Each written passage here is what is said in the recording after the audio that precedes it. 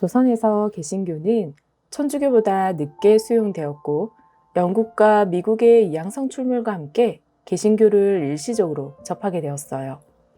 1816년 조선의 서해안을 탐사하기 위해 영국 해군 장교 맥스웰과 홀이 알세스토와 리라우를 타고 마량진에 정박하였죠.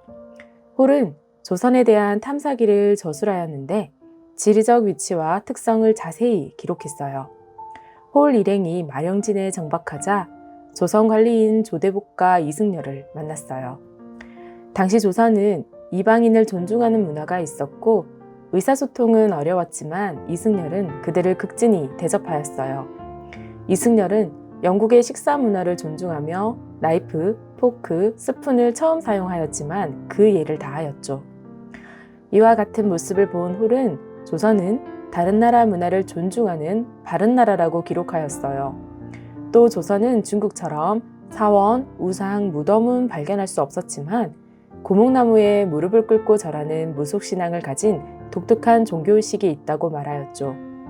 조대복에게 선물로 성경을 선물하고 이 성경은 조선에 전래된 최초의 성경으로 전해지고 있어요.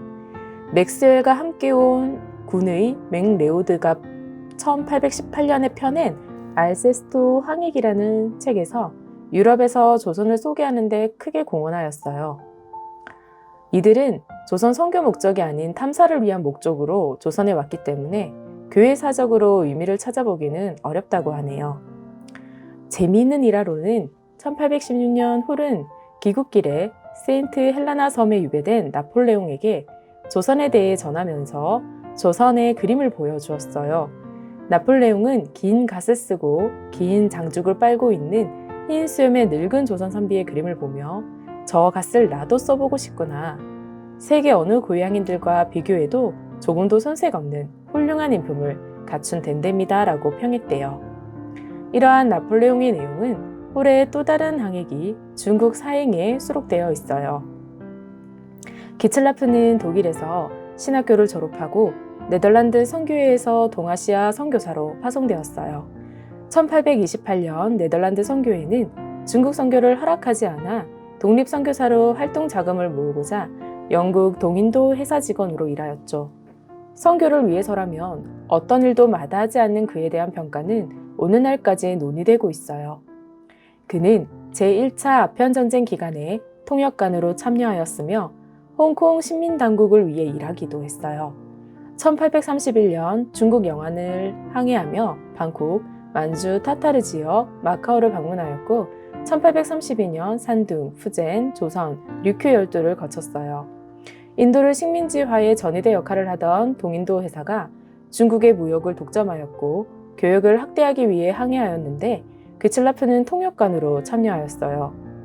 동인도 회사 소속의 선장 린제이가 이끄는 로드 암허스토는 1832년 2월 간동을 출발하여 타이완, 복주, 영파, 상해 및 산동 반도의 미해위를 거쳐 7월 17일 항해도의 서해안 잔산국 부근에 정박하였어요. 선원들은 섬마을 사람과 접촉을 시도했으나 실패하였고 순조에게 통상을 원한다는 청원서를 보냈죠. 기틀라프는 전도용으로 가지고 온 한문성경 2권과 서양포, 시진표, 천리경 등의 선물을 함께 보내었어요. 감씨가 소홀한 틈을 타 섬마을 사람들을 만나고 그들에게 감자 씻는 법과 성경, 의약품을 나누어 주었어요. 기틀라프가 머무는 동안 배를 탄 홍주 목사 이민혜의 서생 양씨에게 한자로 주기도문을 써주고 한글로 그 옆에 토를 달아 주기도문을 번역하였죠. 한편 조선정부는 회신으로 중국 황제의 허락 없이는 외국과 통상할 수 없다라고 통보하며 서한과 선물을 되돌려 보냈어요. 기틀라프의 조선 방문은 큰 성과를 얻지 못했지만 조선 선교 실현을 머지않아 결실을 맺을 것으로 기대하며 다음과 같이 말했어요. 어쨌든 이는 하나님의 역사였다. 이 땅에 뿌려진 하나님의 진리의 씨가 소멸되리라고 나는 믿지 않는다. 하나님의 영원한 섭리로서 그들에게 하나님의 자비가 미칠 날이 오고야 말 것이다. 우리는 이 날을 기다리고 있다. 한편 이 날을 오게 하기 위해 십자가의 도를 애써 전파하지 않으면 아니 될 것이다. 하나님께서 이 미약한 첫 방문 사업도 축복할 수 있다고 성경은 가르치고 있다. 우리는 한국 땅에 광명의 아침이 오기를 기다려야 한다. 30년 후 토마스는 상해에서 런던 선교회 책임자 무어헤드와 브라로 천국 회관 통역관으로 일하였어요. 스코틀랜드 장로교회 선교사 윌리엄슨의 소개로 조선의 박해를 피해 밀양 온 천주교 신자들을 만났으며 조선 선교를 결심하였죠. 1865년 9월 지프를 출발하여 같은 달 13일 조선 서해안에 2개월 반 동안 조선 천주교인으로부터 한국어를 배웠으며 윌리엄슨에게 받은 성경을 조선인에게 반포하였죠. 서울로 돌아가려던 토마스는 태풍을 만나 겨우 목숨을 건졌고 만주로 귀환하였어요. 런던 선교회의 지시에 따라 북경에 부임하였으며 조선 동지사 일행을 만나 교제를 나누었죠. 이때 조선인에게 나누어 준 성경이 평양까지 유포되었음을 확인하였어요.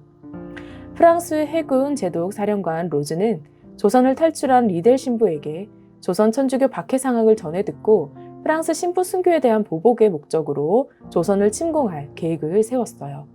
그는 토마스에게 통역관으로 동행할 것을 부탁하였죠. 하지만 로즈 제독의 프랑스 함대가 베트남의 긴급 사태에 투입되면서 계획이 무산되었어요. 로즈는 1866년 10월 25일 7척의 군함을 이끌고 조선의 무력 시위를 벌였는데 이것이 바로 병인양요라고 해요. 이 병인양요가 발생했지만 교전의 불리함을 깨달아 로즈 제독은 퇴각하였어요. 토마스는 1866년 8월 21일 제네럴 셔먼호가 조선에 출발한다는 소식을 듣고 함께 승선하였어요. 이 배는 미국 함대 소유로 대동강 입구 용강군에 도착하였고 문 정관에게 항해의 목적으로 통상을 희망한다고 밝혔어요. 토마스는 문 정관에게 천주교 학사를 문책하면서 자신은 천주교와 다른 야서교이며 이를 전파하려는 목적도 있다고 밝혔죠. 하지만 친절을 베풀던 조선인은 제네럴 셔먼호에게 중군 이현익을 억류하고 대포 및 소총을 쏘자 태도를 바꾸어 적극적으로 대응하였어요. 대동강 수위가 낮아지면서 모래톱에 자초된 제네럴 셔먼호가 하공을 받아 침몰하였고 물길로 뛰어든 선원들은 타살하였죠. 토마스도 이때 함께 사망하였어요. 제네럴 셔먼호가 미국 한선이었으므로 이후에 1871년 신미양요의 원인이 된 사건이에요. 27년 후 이 사건은 미국 북장로교 소속 선교사 마펫이 토마스가 중국어 성경을 한 조선인에게 주었고 그 조선인이 개종자가 있었다고 증언하였어요. 초기에 토마스를 순교자로 지칭하기도 했지만 주류 역사학계는 순교보다는 사망으로 보고 있어요. 토마스에게 조선을 소개한 윌리엄스는 조선 상인에게 성서를 나누어 주고 북경에서 런던 선교회에 왕래하며 조선의 사정을 파악하였어요. 토마스의 죽음을 로스에게 전하였고 이후 만주에서 조선인 상인에게 개신교가 전래되는 계기를 마련하였어요.